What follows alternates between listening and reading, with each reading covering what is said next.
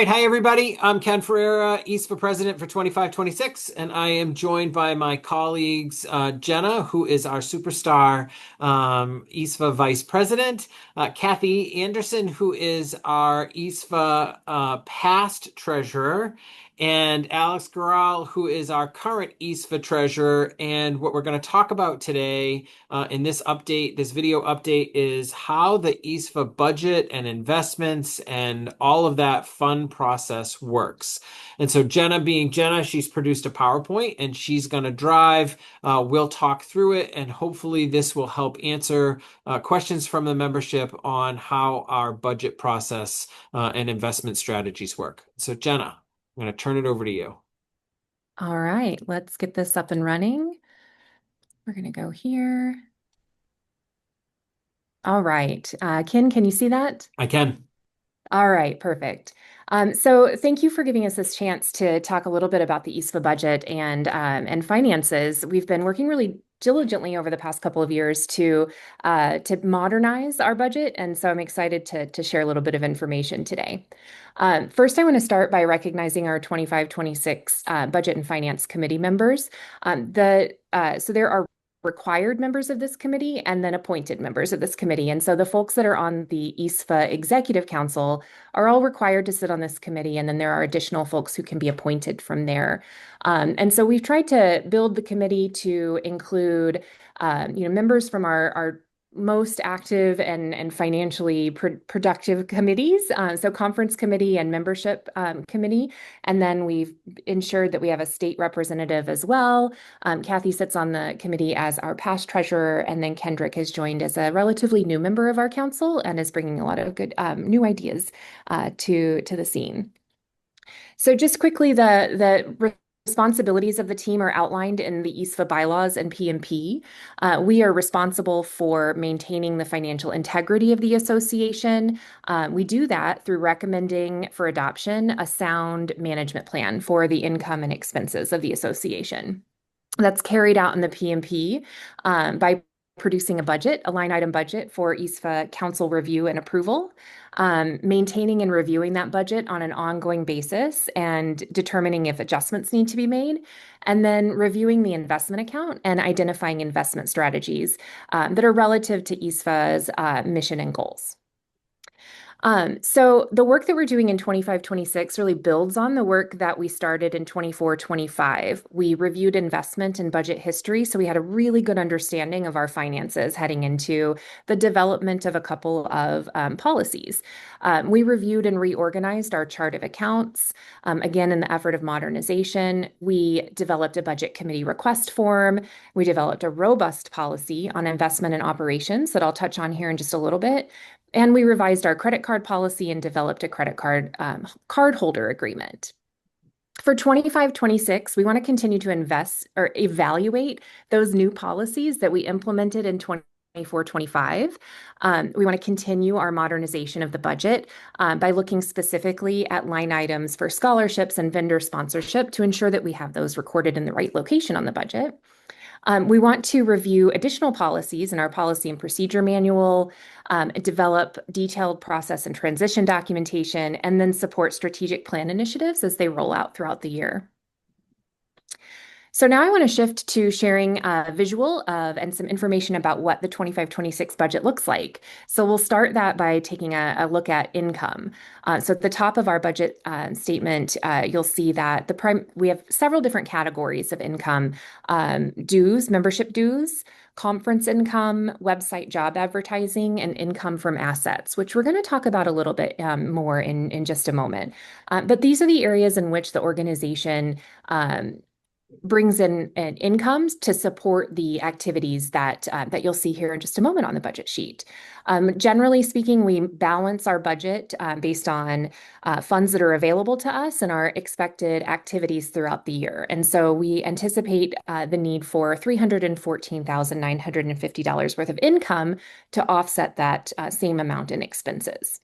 Gena, can we just go back just Yeah. for 1 second?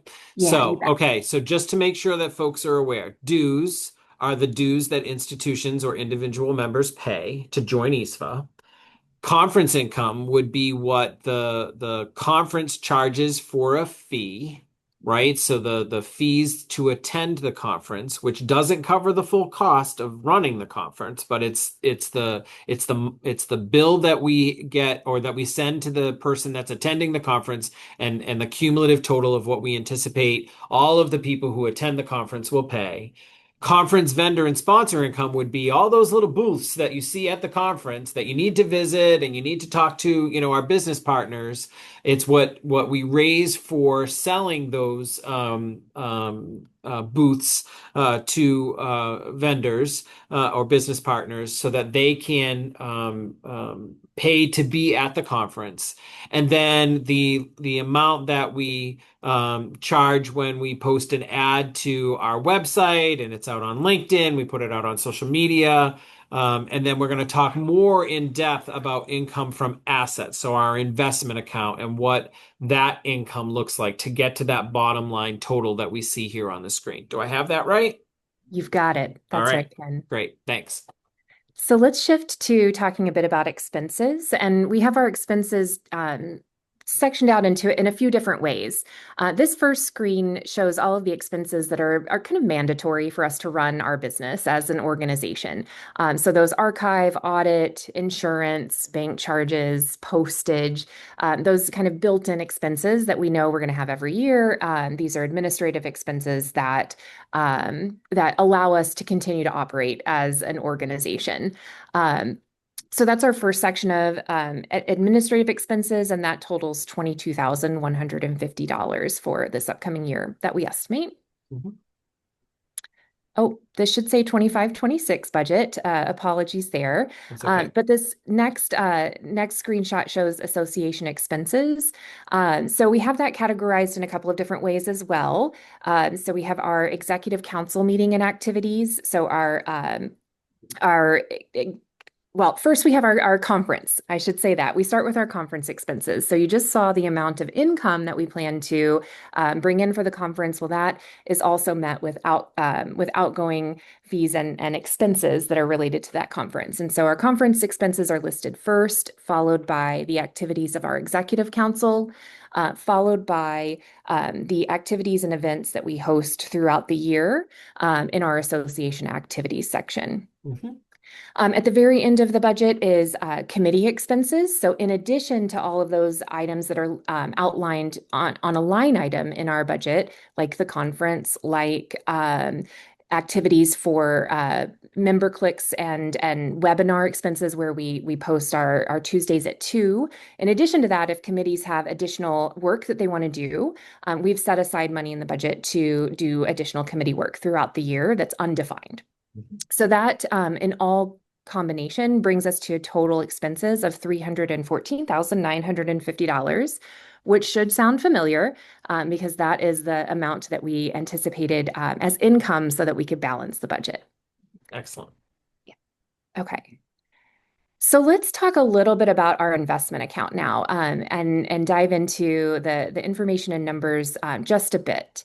So what you see here on the screen is as of today, October 22nd, 2025, today may not be the day that you view this, but as of October 22nd, 2025, EASFAA has $922,337.79 in our investment account. I brought in a picture from Morgan Stanley's website that shows that we've had continuous growth with some ups and downs here and there, but generally continuous growth over the last, in the previous year, and that growth continues into this year. Mhm. Our investment account began in 2012 with a donation or an original initial investment of $675,000. That has grown, as I mentioned, to that $922,000 mark. So you can see here that our investment is growing over time, and we are, as we build our budget, mindful that that's the trend that we want to see continue, while also understanding that we have these funds, and we want to make sure that we're using them for strategic purposes. Mhm. This next slide that I'm sharing shows the number or the amount of withdrawals that we've made against the account in comparison with our investment earnings. So our investment account includes our principal account, our principal funds, and then in addition to that, it includes the earnings on those funds. And so we do our best to stay within the earnings. Every year when we plan our budget, we look at what are the projected earnings over the course of 12 months, and we work to incorporate that or lower into our budget to help balance the budget. Let's stay on this slide just for a second, Jenna. And so, Kathy and Alex, tag team this with me. So, for our members to understand how this works, if they were to imagine, for instance, their retirement account, a 403(b), or if they are responsible for endowed and restricted spendable accounts at their college or university, what we could see, so in that first column, right, the beginning total value from December 31st of 24 to July 31st of 25 is that there was 857,494 in what we could call an investment account. But if we bring this down to other examples, it could be like a retirement account or a spendable or endowed fund at our institution, right? And that it earned over that period $73,698. So the 857 earned 73,000 or just under $74,000 for that period, and that its ending total value would be the 857 plus the 73, but we took $45,000 from those earnings. Right? So the net is 886. Right. So in theory, let's just sort of talk about this. If this were a retirement account of $857,000 and it's earning just under $74,000 over that 6-month period, December of 24 to July of 25. We haven't even taken all of the earnings. We took $45,000 of the earnings. And so we're still keeping the earnings to grow that investment over time. Yep. Do I have that right? Yep, that's correct. So we took some of the earnings, but not all, and we put the remainder back into our investment account. So we did benefit from the earnings, but we also didn't use all of them. So we were very prudent with the withdrawals. And so that $45,000 that we took goes back into the budget to help EASFAA operate. We are not pulling from the investment. We are pulling from the earnings on the investment or a portion of those earnings in order to help offset our operations as an association. Do I have that right? So we use 61% of the earnings and put 40% back into the gross amount. Yep, into the investment. So just on earnings, we didn't take 40% or we didn't take 60% off of what we had. We took only of the earnings. Yep. So, and I would even just say more, that's just income. We used only 60% of our yearly income on this investment.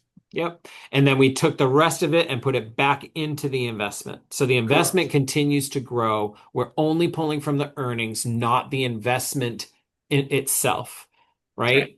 Yep. Okay. Correct. Thanks, Jenna. Yeah, that's right. And one of the ways in which we're safeguarding this is through the development of, as I mentioned at the beginning of our time together, this quite robust investments and operating reserves policy. So EASFAA members, if you have a chance and want to go out and take a look at the policy and procedures manual, you'll find this in there. It's several pages long, but it's worth a read because it really breaks down our objectives for our investment strategy, which is to protect EASFAA's main funds through careful investment choices, to generate investment income to support EASFAA's mission and activities, and that's just what we've looked at that previous slide, and then to save for a rainy day through the carve out of operating reserves. So I want to just walk through what that means just real quickly. So within our investment account or our investment portfolio, we can break down the funds into several different ways. So we maintain our investment portfolio currently through Morgan Stanley. And within that portfolio, we have our investment principal, that the base that Ken mentioned, think of it as your endowment, your retirement fund. In addition to the investment principal, we have the income that we're earning on a regular basis on that investment principal. So we also want to ensure that we are protecting a portion of our investment account for operating reserves. So our entire $900,000+ investment account isn't necessary for operating reserves to ensure continuity. Should something happen and EASFAA decide we need to wrap up business within a year, we don't need $900,000 to be able to wrap up our business for the year. But what we do need is to set aside a significant portion of that $900,000 to ensure that if something were to happen, if a rainy day appears, that we have a protected set of amount of dollars to reach into should we need to under those extreme circumstances. So all of this is maintained together in our one fund, in our one portfolio, but I think of it really as three separate sub-accounts within our investment account. We have our principal, we have the earnings on that principal, and then we have our carve out for our operating reserves. Got it. And in order to access those funds, we have the policy outlines an increasingly difficult process to access those funds depending on the type of fund you want to access. So our investment income that we've showed and we've talked about, that's what we use to build our budget. And that can be done based on an approval by regional council. So that budget is approved by regional council. It's delivered to our members. We review it at our business meeting and so on and so forth. So we can work within our investment income. There are specifics in how we should do that outlined within the procedures of the policy. Next is if we want to access some of our principal investment. So not talking about our operating reserve fund, which we'll get to in a second, but just that principal investment amount. If we want to use that for strategic investments of the organization, depending on the dollar amount that we want to use, that could be approved by the regional council, or it could require a vote of the EASFAA membership. And so if you check out the policy, there's a threshold of dollar amount there to ensure that we're allowing business to continue quickly should we need to make smaller investment choices. And then as we start to increase the amount that we might want to use for a strategic investment, then we want to ensure that we have membership approval to make those kind of choices. The operating reserve fund is the most protected of all of the pieces of our investment account. And to tap into that, you've got to get approval from all kinds of folks, required membership approval, and so on. And so I share this to share that the path to use the funds in our investment portfolio is dependent on the type of funding within the portfolio and is increasingly complex to get to depending on the type of kind of sub-account that lives within our investment policy. And that's the information that we have for you today. And so if you have questions about that, we meet and talk all the time budget numbers and such. So please feel free to email us at vicepresident@easfa.org. And I will stop my share and head back to us. Thanks, Gena. This was great. So I just want to ask some really quick questions to ease maybe the minds of members. So as EASFAA president, I do not have access to this money all on my own. There are policies and procedures. There are checks and balances that over time the association has set up in order to prevent me accessing or any one individual accessing these funds. So that's number one. So that's just, I'm seeing heads nod, and so that is the case. So none of us in this Zoom can just go and withdraw $900,000 and nobody will ever know. It doesn't work that way, That's right? correct. Okay. And there's safeguards on the Morgan Stanley side that that protect us from doing that as well, right? Right. That's right. Okay, that's number one. Number two, the money that we're using in order to help offset our operational budget that changes from one year to the next is only historically been a portion of the earnings on that money. We are not drawing down from the principal. We are not drawing down from the investment itself. We just draw down from a percentage. Alex, to your point earlier, I think it was 40% or 60%, whatever, what number you said. Yes, so we are using 60% of the earnings. Yep. We're not even using 100%. We're only using 60%, Of and the we're earnings. putting 40% back in. And reinvesting it. Yeah. Right? Correct. So, and in order to do anything beyond that, right? So if we needed to, if there was a budget year that needed to use 100% of a year's earnings, or to go into the principal investment, it would require multiple layers of votes of council, right? That's correct. Okay, so I've been a member of EASFAA for over 25 years. Have been president since May. Have been on and off council for that 25-year period. From my perspective, EASFAA is financially sound, has strong checks and balances, has had a history of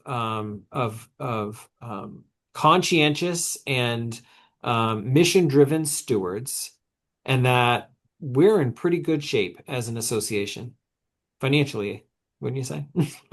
Yes. Absolutely. So, Yeah. okay. Anything that anybody wants to add? All right. To Jenna's point, email us if there's questions. We live in this sort of regularly, and sometimes it can be a lengthy time to get up to speed. But at the end of the day, we wanted to have this video because there has been some confusion. I was approached at our conference about spending down the investment account, and that's not the case. And so hopefully this video helps to clarify that for anybody that was a little bit confused. And if you're still confused, by all means, reach out and ask questions. Thank you, Gena. Thank you, Kathy. Thank you, Alex. Thank you, Ken. You can. Thank you. Thanks.